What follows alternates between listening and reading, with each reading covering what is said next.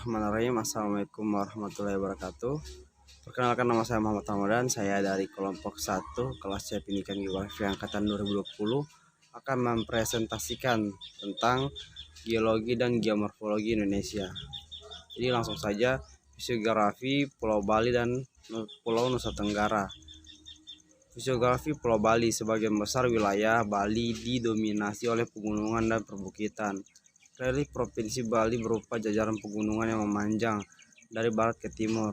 Di antara pegunungan tersebut masih terdapat gunung api yang masih menunjukkan aktivitas vulkanik, yaitu Gunung Agung dengan ketinggian 3.142 meter dan Gunung Batur dengan ketinggian 1.717 meter. Beberapa gunung lainnya memiliki ketinggian antara 1.000 sampai dengan 2.000 meter. Pegunungan yang berada di bagian tengah Bali dan Pulau Bali menyebabkan wilayah ini terjadi menjadi dua bagian, yaitu Bali Utara yang berupa daratan rendah sempit dari kaki perbukitan serta kaki pegunungan, dan di Bali Selatan berupa daratan rendah yang luas dan landai. Pulau Bali memiliki kemiringan lereng yang variatif antara 0 sampai 2%, 15 sampai 40%, yang didominasi sebagian besar wilayah dan kemiringan di atas 40%. Nah, fisiografi Pulau Nusa Tenggara. Nusa Tenggara merupakan kepulauan yang terletak pada dua jalur genatilinal hasil perluasan busur Banda di sebelah barat. Genatilinal tersebut membujur dari pulau di Nusa Tenggara terletak pada dua jalur genatilinal yang merupakan perluasan bujur Banda di sebelah barat. Genatilinal merupakan yang membujur dari timur sampai pulau-pulau Romang, Wetar, Kambing, Alor, Pantar, Lombleng, Solor, Adonara, Flores, Rinca, Komodo, Sumbawa, Lombok, dan Bali. Sedangkan di bagian selatan dibentuk oleh pulau-pulau Timor, Roti, Sau, Raijua, dan Dana. Pegunungan genatilinal tersebut bercabang di daerah Sau. Salah satu cabangnya membentuk sebuah ambang yang turun ke laut melewati Raijua dan Dana, berakhir ke arah pegunungan bawah laut selatan Jawa. Cabang lain merupakan rantai penghubung dengan busur dalam melintasi daerah Sekat Sunda. Nah, jadi demikian presentasi dari saya tentang fisiografi Pulau Bali dan Pulau Nusa Tenggara. Yang selanjutnya akan disampaikan oleh teman saya.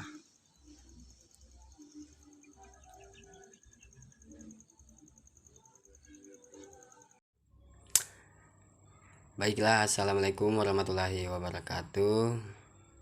Di sini saya akan melanjutkan materi dari rekan saya, yaitu materinya kondisi geologi Pulau Bali dan Nusa Tenggara.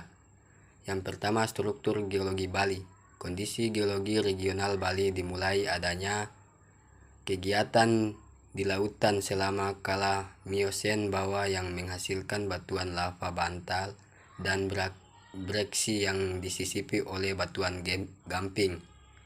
Kegiatan gunung api lebih banyak terjadi di daratan, yang menghasilkan gunung api dari barat ke timur, sering dengan terjadinya dua kaldera, yaitu mula-mula kaldera Buyan Bratan dan kemudian kaldera Batur. Pulau Bali masih mengalami gerakan yang menyebabkan pengangkatan di bagian utara. Akibat formasi pelasari terangkat ke permukaan laut, dan Pulau Bali pada umumnya mempunyai penampang utara selatan yang simetris. Bagian selatan lebih landai dari bagian utara. Stratigrafi regional berdasarkan peta geologi Bali. Geologi Bali tergolong masih muda. Batuan tertua kemungkinan berumuran Miosen Tengah. Yang kedua, struktur geologi Nusa Tenggara.